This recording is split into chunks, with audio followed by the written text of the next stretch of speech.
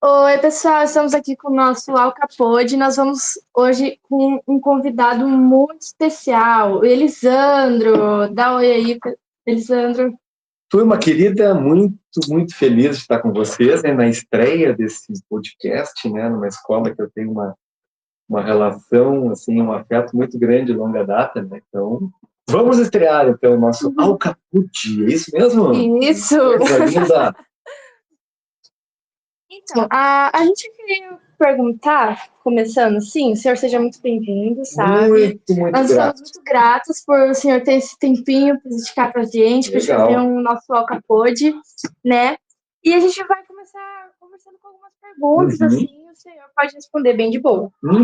A gente queria perguntar, por que você escolheu essa profissão de educação física? Vocês sabem que eu, antes da faculdade de Educação Física, no ensino médio, tinha feito o curso de magistério. Então, tinha já um pouco dessa minha pegada, esse meu desejo aí de trabalhar com a docência, né? E aí mas isso eu era um adolescente de 16 anos, quando estava terminando o ensino médio, né? 1993, na cidade de Guaíba. E aí eu estava assim, dúvidas, bom, para qual licenciatura vou e tal. E aí bateu esse desejo assim, da educação física, um pouco nessa aposta de trabalhar com o corpo. Eu nunca fui um atleta, né? Assim, nem na escola, nem em outro lugar. Então eu muito fui para a educação física mexido justamente pelo desejo de viver mais aquilo que eu não tinha vivido como estudante, né, de escola, né? Então foi por aí que eu cheguei na faculdade de educação física. Comecei em 94 na URGS. Tu sabe que a minha mãe, ela é formada em educação física, né? Então eu sou muito suspeita para falar assim da profissão, né?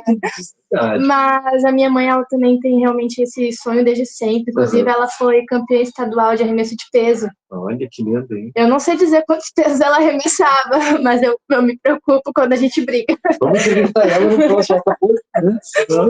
E aí, então, eu sou muito suspeita para falar, né? Porque eu gosto muito de esportes. E também tem grande influência nisso. Sim. Como é que foi essa trajetória, assim, tipo, para ser professor de universidade, coordenador, essas coisas? Vocês estão com tempo para escutar essa história? Essa longa história, né?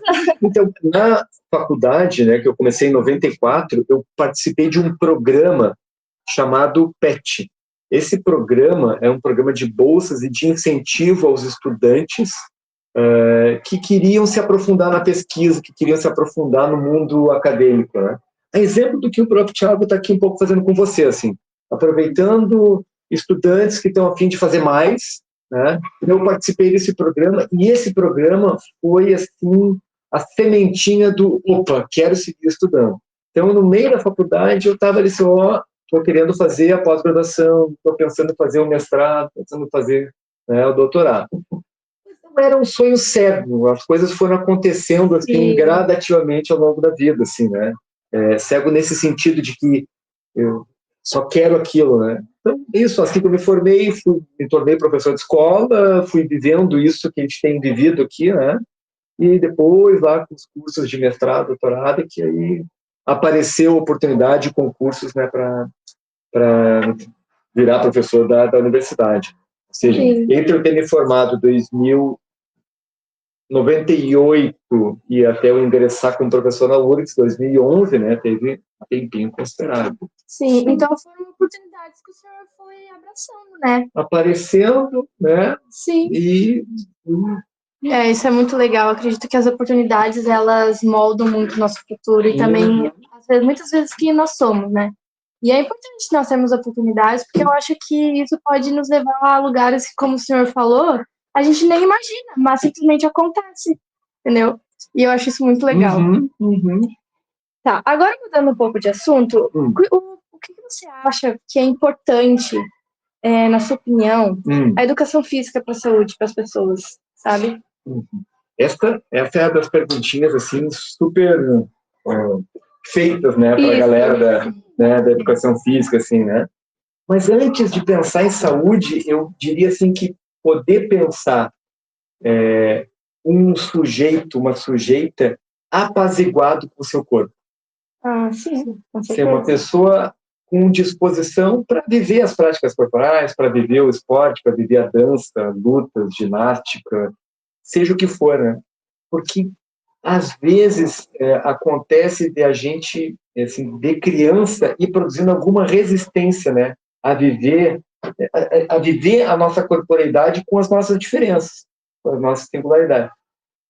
Então, acho que o primeiro grande lance da educação física na escola é poder criar condições para a gente estar feliz conosco junto com os outros.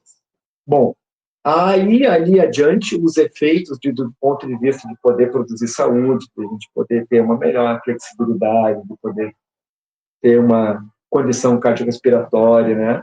Isso são tudo consequências de a gente poder, antes disso, estar apaziguado com o nosso corpo, que acho que é o grande legado da educação física.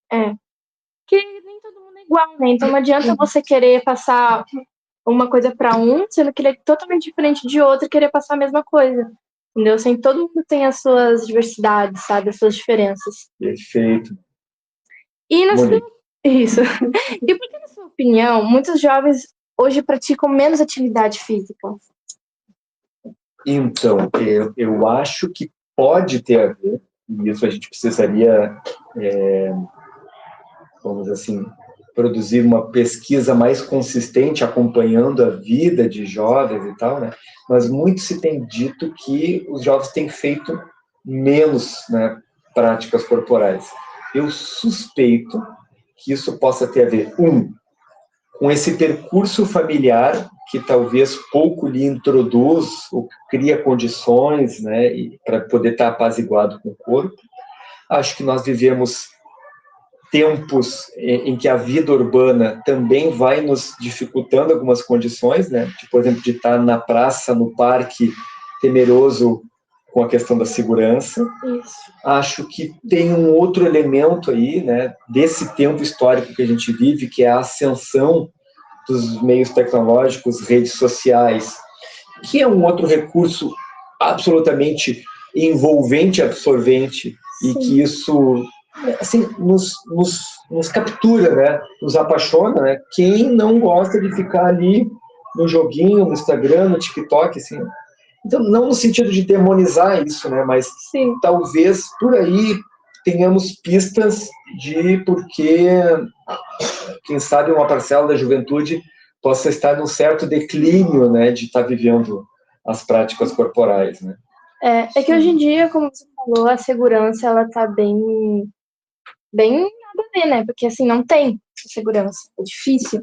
E, então, em vez de sair de casa para se preocupar, tem alguém perseguindo, olha, alguém pode me assaltar, olha, alguém pode me sequestrar, olha, mesmo que funcione na esquina, é muito mais fácil ficar em casa jogando, como o senhor disse. E tem os processos culturais, por exemplo, especialmente sobre as mulheres, né?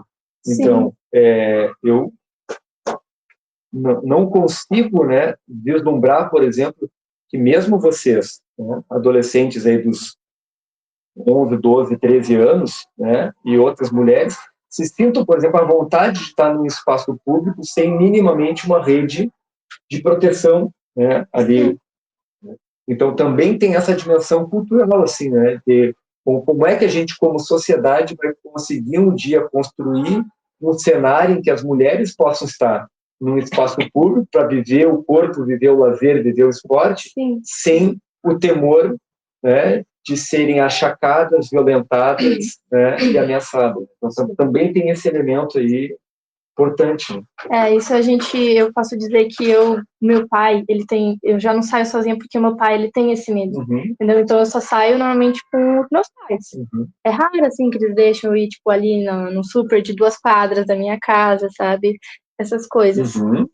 E acontece que hoje em dia, estudos mesmo apontam que até o feminicídio está sendo, assim, algo bem comum de achar passar no comercial, na televisão, no jornal. Entendeu? Então, realmente, as mulheres, não estou falando porque eu sou mulher, mas acredito que homens também, mas nós não temos essa segurança para conseguir sair, para fazer as coisas sem preocupação de segurança. Isso, acho que esse é um elemento impeditivo, assim, ou pelo menos limitador, né, dentro da questão que tu apresentavas, né, Monique, de como a gente pode entender esse certo declínio, né, da juventude para viver as práticas corporais, né? Esse elemento cultural aí muito importante a gente considerar e batalhar para criar um outro laço social, né? Sim. Em que a gente possa estar circulando e com segurança. Né? Vai, Lívia! Na tua concepção, quais são os maiores desafios de trabalhar na educação física? Bom, tu sabes, Lívia, que o campo da educação física é muito amplo, né? A gente que trabalha em escola, a gente que trabalha em clubes, academias, clínicas, a gente que trabalha com terceira idade, com juventude, com educação infantil. Então, assim, é um universo muito grande, né? Eu diria, assim, para sintetizar, que acho que um desafio chave para trabalhar com a educação física é poder escutar e reconhecer a diferença do outro e da outra que a gente trabalha. Se não tomar os estudantes, ou os nossos clientes, ou os nossos alunos, como todos iguais. Então, por exemplo, atender por exemplo, o personal de uma pessoa idosa, né, implica ali reconhecer essa vida, reconhecer aquela trajetória, os gostos, as características. Ser professor de uma escola, né, tem um outro traço, outras dinâmicas da escola, né, que a gente precisa entender aí para poder trabalhar. Trabalhar com clube, com atleta, com rendimento, um outro universo. Então, assim, o grande desafio é reconhecer a particularidade de cada contexto e a singularidade das pessoas que a gente está trabalhando.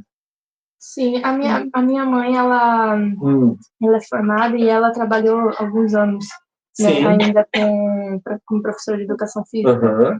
Inclusive, ela trabalhou numa escola onde ela dava natação Sim. para autistas. Sim. E aí ela falou que tem uma grande diferença de dar aula para essas pessoas que têm alguma diferença, né, com escola normal ou escola particular, escola pública. Ela falou que tem tudo uma diferença, assim, não é grande, mas é perceptível, sabe? Na sua opinião, o que um aluno precisa ter para seguir a carreira na área de educação física? Desejo. Muito simplificadamente, né, é desejo, né, no sentido de poder se reconhecer nesse trabalho, nesse ofício aí, algo que lhe captura, né, em que ele se reconheça naquele trabalho ali e, em outras palavras, que a gente poderia dizer hoje aí, né, sangue no olho, né, sangue no olho de fazer disso um trabalho significativo com outras pessoas. Precisa sustentar o desejo. Isso dá trabalho. Então, isso metade do seu valor vai ser professor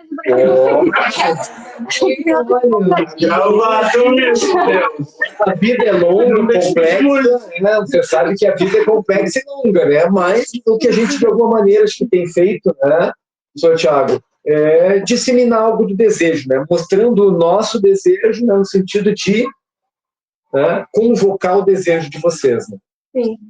Como que tu acha que o esporte, né, a educação física, pode ajudar no desenvolvimento dos jovens atletas? Dos jovens para se tornarem atletas? Isso. Ok.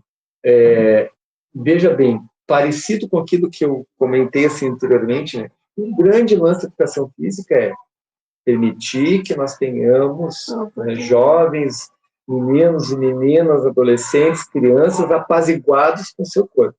Bom, uma vez que esse sujeito, essa sujeita, né, se vê à vontade, né, para poder estar praticando, jogando, estar com os colegas, viver isso num outro espaço que não da escola, né, acho que a gente já cumpre um papel importante.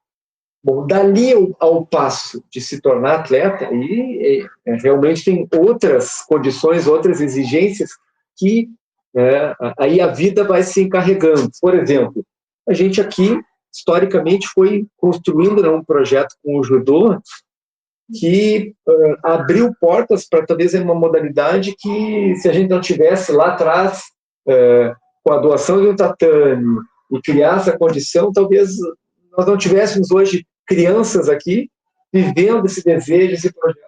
Mas nós temos outras tantas modalidades apaixonantes que a gente não tem condição. Gostaria muito de poder levar vocês, né, para remar no Rio Guaíba. que é uma potência da cidade. Uhum. Sabe, ali poderia se abrir uma janela, né, de desejo para que negócio apaixonante é o remo, né?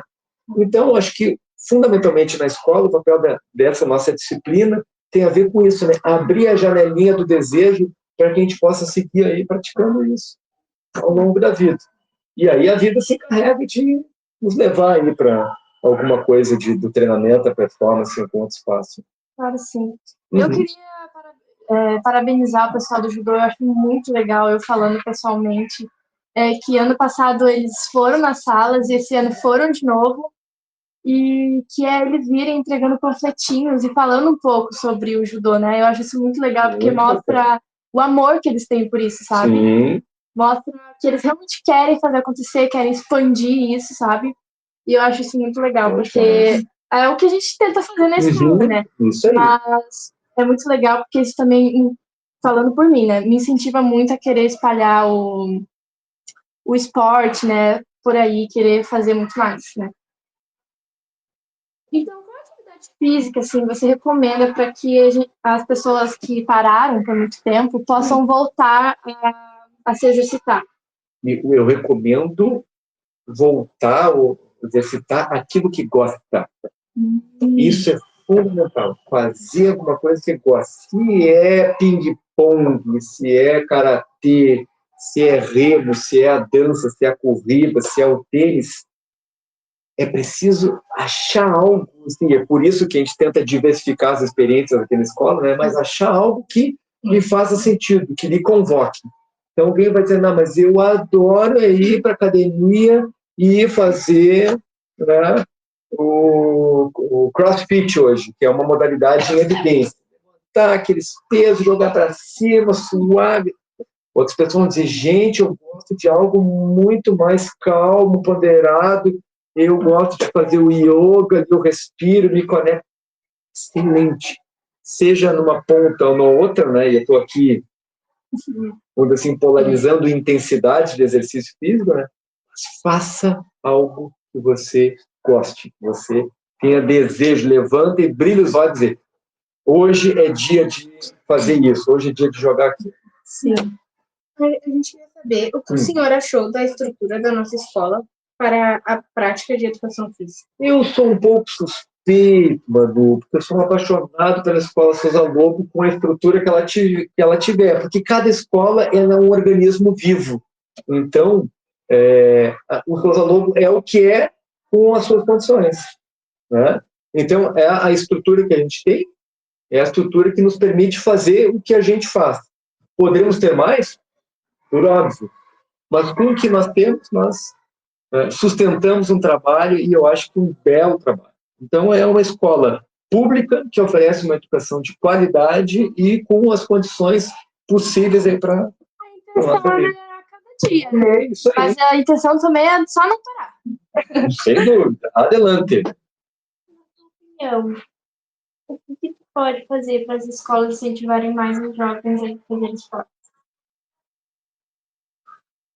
Essa é uma pergunta delicada, porque quando a gente fala em estimular que as escolas possam ter mais esportes, mais atividades, a gente, como eu disse agora, né, precisa levar em conta que cada escola é um organismo vivo e tem uma história muito particular. De professores e professoras que antecederam, que construíram uma cultura da educação física, com gestões, né, que vão olhar essa disciplina de um determinado modo. Então, eu diria que acho que o grande lance é que a própria comunidade escolar, né, cada comunidade escolar, possa se reunir, possa sentar, conversar e, de alguma maneira, pactuar, bom, como é que a gente pode, né, pensar um projeto de médio, longo prazo de práticas corporais nessa escola. E isso possa entrar na pauta, né, de gestão, né, dessas comunidades. Ou seja, não tem milagre, né, não basta só chegar e dar mais bola, mais material para uma determinada escola. Tem que ter projeto de trabalho. E projeto de trabalho implica diálogo e pacto entre as pessoas, né, ao longo do tempo. Sim. Bom, o que tu acha se a educação física ela é valorizada atualmente nas escolas. Então, vejam que eu estou chamando a atenção aqui de vocês, que é muito delicado a gente falar de maneira genérica, né? Quando a gente fala valorizada nas escolas, nós temos escolas municipais, escolas estaduais, escolas privadas, pequenas, de médio porte, de grande porte, com muitos investimentos, com poucos investimentos. Então, assim, tem uma infinidade de condições nas escolas. Então, qualquer opinião, Monique, que eu te disser aqui, ela tende a falhar. É uma opinião que ela não está sustentada em uma pesquisa, em um mapeamento, uma radiografia mais séria. O que eu posso te dizer é que eu tenho testemunhado, sim, em muitos espaços, não uma educação física valorizada, seja do ponto de vista de trabalho das pessoas, de envolvimento dos estudantes com material, e em outras com uma situação precarizada, talvez por isso, né, por faltar, né, uma faísca ali que possa fazer a coisa andar. Então, eu diria, é um quadro muito distinto, assim, de valorização. Sim. Bom, eu já estudei em muitas escolas. Sim. Eu posso dizer que eu acho que eu estudei em umas 10 escolas diferentes. E essa é a terceira escola pública que eu estudei. E, para ser sincera, as outras duas escolas públicas que eu estudava, elas não faziam nada em educação física. Como eu e a minha mãe, eu vou dizer mesmo, eu ficava indignada com uma coisa dessa, entendeu? Porque a minha mãe mesmo falava, isso é uma vergonha com a educação física, entendeu? Porque, assim, muitas vezes a gente não tem material, a gente não tem as coisas que normalmente pedem para fazer educação física, mas não precisa exatamente de material. Você pode passar exercícios com o próprio corpo, claro que não vai ser a mesma coisa se você tiver um material, mas, entendeu? Isso já desenvolve alguma coisa dentro dos adolescentes, das crianças, entendeu? E essa escola aqui foi a primeira escola pública que eu estudei que eles realmente fazem alguma coisa nas aulas de educação física. Que o senhor, ele pega e arranca o nosso couro mesmo, entendeu? A gente não consegue ir embora pra casa, mas ele pega. Diz que não pode arrancar o couro, muito bem adiantado. A gente faz extração da pele. Entendeu? O senhor corre atrás pra gente conseguir ir pras coisas. A minha escola antiga, a gente só ia só ia os guri jogar futsal, futebol no jardim, entendeu? E era só isso que acontecia, porque na educação física o professor simplesmente sentava lá e ficava fazendo nada. E na minha outra escola, a professora só simplesmente dava um bambolê, umas cordas e, tipo, largava a gente lá na quadra, entendeu? Tipo, façam o que vocês quiserem. E isso, sabe, me deixava muito triste, porque eu queria realmente ter aula de educação física, né? Só que eu acho que o senhor podia pegar mais leve com a gente. Não. Gosto muito da aula de educação física, mas é pegado. O que, em outras palavras, está dizendo é o desejo de outra pessoa arrasta o meu desejo. Né? Isso eu não vivi em outros contextos. De maneira, obviamente, cômica, jocosa, você está dizendo, aqui eu encontro alguém que arrasta o meu desejo. Exatamente. E isso faz eu andar. E como professor da Universidade Federal do Rio Grande do Sul, olha! Qual conselho tu daria para os estudantes que querem ter uma vida mais saudável? Olha, então, eu como um simples professor de educação física, posso te dizer que saúde é uma questão muito complexa e que envolve uma série de elementos. Então, a gente precisa pensar uma vida saudável de modo multifatorial. Ser saudável não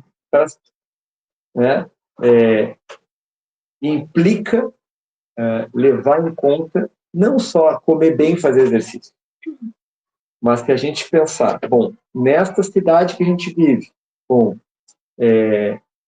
quais são as condições de segurança que eu tenho para me deslocar e fazer, por exemplo, um exercício? Quais são as relações que eu vivo, né, em família e com outras pessoas? Que a dimensão emocional também nos compõe.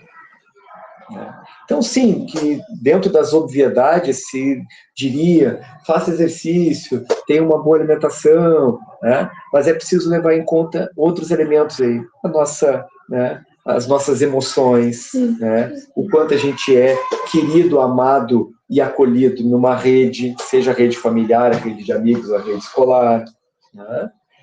O quanto eu me sinto pertencente a determinadas comunidades. Não é a comunidade da escola, é a comunidade dos escoteiros, é a comunidade da igreja, é a comunidade do clube, enfim, poder ser reconhecido e amado, amada, né, por outras pessoas é um elemento fundamental para a nossa saúde, né? E a gente aí perspectivar algo de futuro.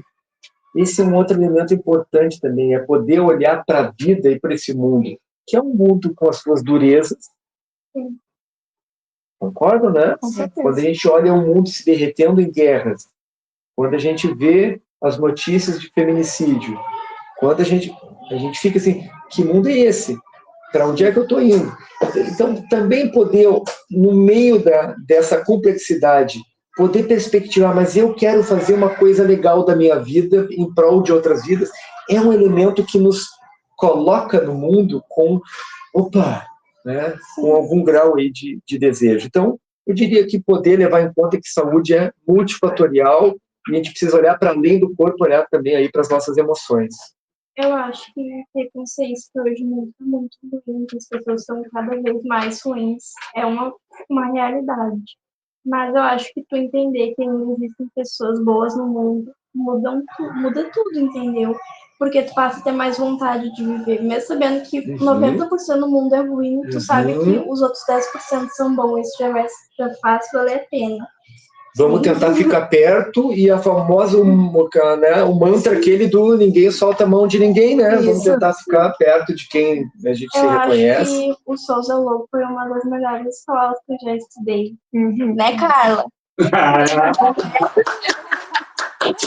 Eu acho que é um lugar que eles acolhem muitos alunos. Os professores xingam, marcam, brigam, né? Mas eu gostava muito dele, ainda gosto, porque eu entendo que o intuito dele não é te xingar, te odiar. Pode ser também, mas bem, entendeu? Ele quer ver que seja alguém na vida, sabe? Eu acho que isso é muito importante. O Thiago é um dos professores que eu admiro demais. E que se eu pudesse, eu levaria pra minha vida, sabe? Porque eu gosto muito dele. Vamos botar numa caixinha. Ele realmente acredita no potencial dos alunos, ele sabe que ele faz a diferença todos os dias na escola.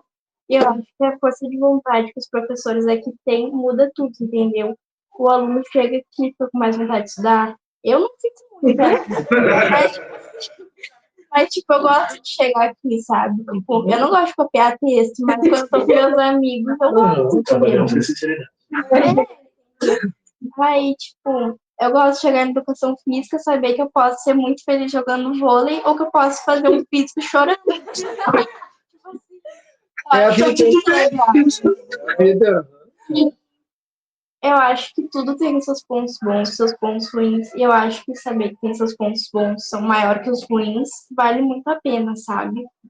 E que eu acho que eu vou sair daqui muito feliz e muito triste por saber que eu não vou poder voltar, né? Mas eu vou estar sempre aqui enchendo o saco. Vamos vir visitar.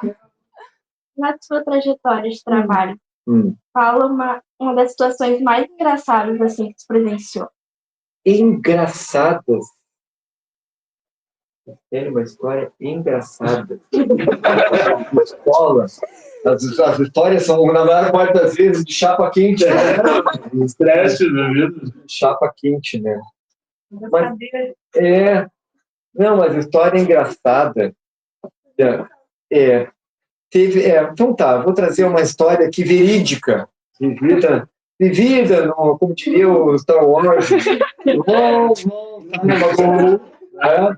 Eu estava numa escola acompanhando estágio e os meus alunos lá da faculdade estavam fazendo uma atividade que era subir sobre as cadeiras de aula, assim, né?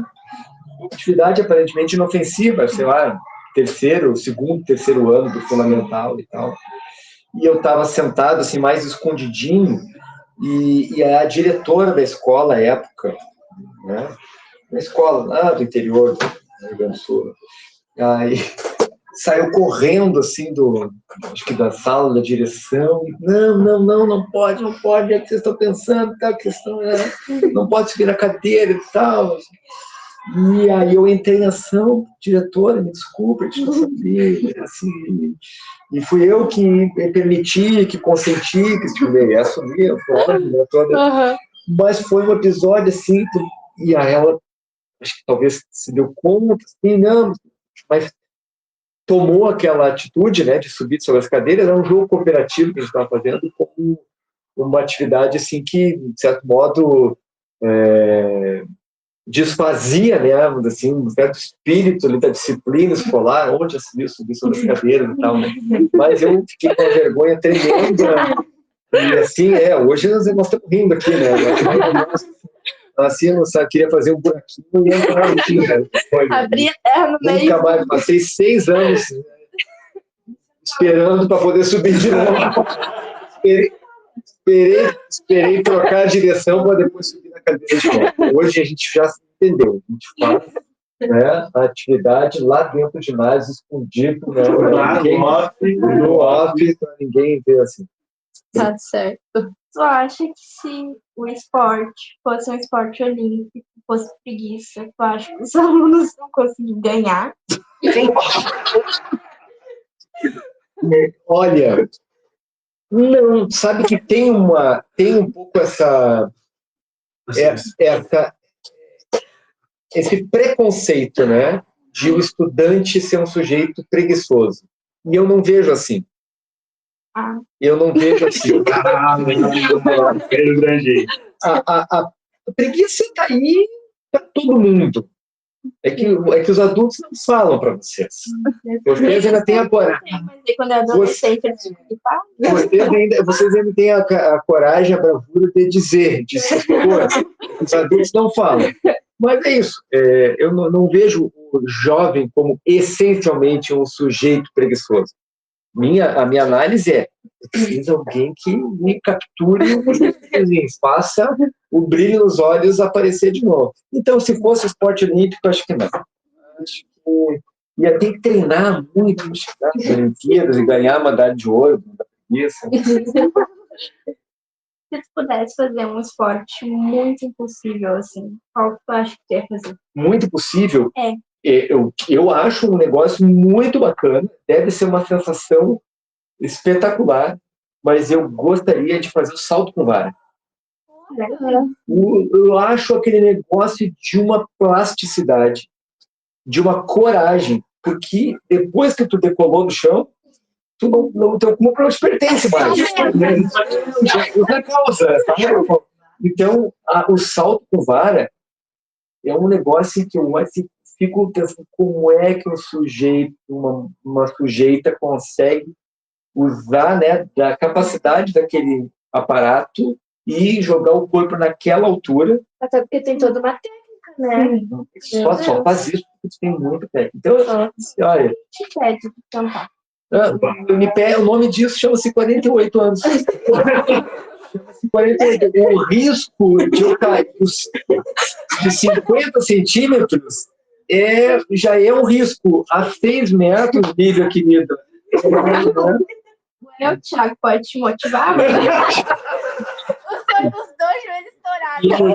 O que me pede chama-se prudência. E a vontade de ter um fim de semana tranquilo. O Thiago com os dois joelhos estourados, faz agachamento aqui. Não, vai pra cima, vai pra baixo, você baixa e corta. Tu não viu quando eu vou na academia. Quando eu vou agachar com 150, eu faço Deus. Daqui a 30 anos nós vamos ver como é que vai estar o Dr. Thiago. O cara não deu concheta, meu professor. Os joelhos pra mim é torta assim. Não, quando ele pega aqueles agachamentos dele, já ficou assim, 50 agachamentos, já ficou tonta já. Sim. É muito, demais.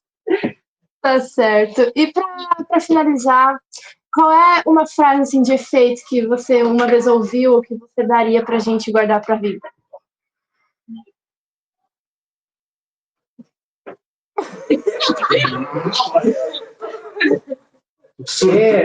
É que a coisa do guardar para a vida é sempre muito muito delicada, né? Como Sim. se a receita ou a frase, né, de uma pessoa pudesse ser necessariamente significativa para todo mundo, né? Eu diria assim, aprende a fazer o teu caminho. Aprende a fazer o teu caminho. Vai lendo que a vida, já virou uma redação em vez de uma frase, tá? Mas vai lendo que a vida vai te oferecendo em termos de oportunidades, de restrições também, porque ela também vai te oferecendo, né, privilégios e vai te oferecendo também restrições, e vai fazendo o teu caminho, junto com outras pessoas. Que muitas vezes, tipo, principalmente pra gente que é jovem, os nossos pais querem nos dar as oportunidades que eles não tiveram na nossa cidade, e meio que eles gostariam de ditar o nosso caminho, o que a gente deve fazer, na hora que a gente deve fazer. Eu entendo que a minha família quer o meu bem, que eles nunca vão querer o contrário, só que muitas vezes eu me pego conversando com a minha mãe sobre ela querer ditar todo o meu caminho. Eu saber que aquele caminho que ela diz não é o caminho que eu quero seguir, entendeu? E às vezes, pra ela, eu tô no tempo errado, mas pra mim, na minha percepção, se eu tô sentindo, eu tô no tempo certo, eu sei que eu posso fazer aquilo, entendeu? Só que o fato dela achar ou me subestimar falando que eu não posso, ou que não é o tempo agora, pra eu não apressar, talvez o tempo dela seja o tempo errado pra mim, e o meu tempo seja certo e errado pra ela, entendeu? Porque eu acho que cada um tem o seu sentimento e cada um sabe o que faz. E eu acho que tu construir o teu caminho sozinho, eu acho que é mais importante, sabe? Tu pode pegar conselhos, dicas, abafos, só que eu acho que tu saber construir, separar as coisas, te torna um caminho mais leve, um caminho mais limpo, sabe? Brilhante. É aquilo, né? Nada contra quem tem privilégios, mas nunca vai ter a felicidade de quem construiu do zero. Sim. Monique rasgando. Monique, olha, revelando uma comunicadora, RDS. Vamos mandar um currículo aí, né? Gente, não queria terminar esse podcast, porque na minha opinião tá muito bom, muito legal essa conversa. Mas vai ser 40 minutos, Bah. entendeu? Então eu queria... Obrigada por ter esse tempo com a gente, 40 minutos. Ainda a gente não tem insider para patrocinar ainda, né? Mas a gente vai guardar esse primeiro podcast de abertura com uma pessoa muito importante, especial, né? No nosso coração, né? E a gente espera encontrar mais vezes, assim. Muito feliz, muito honrado. Gratidão aí pela oportunidade, agradecemos. pelo momento lindo de tudo com vocês. Valeu. Tá certo. Obrigada. Galera, é isso aí, valeu, tamo junto. Nos conectamos no próximo episódio. Vamos dar. Siga, compartilhe, nos ouça no Alca Pod e é isso aí. Bora, até o episódio 2. Tchau. Eu tô falando que eu acho que eles vão Tá.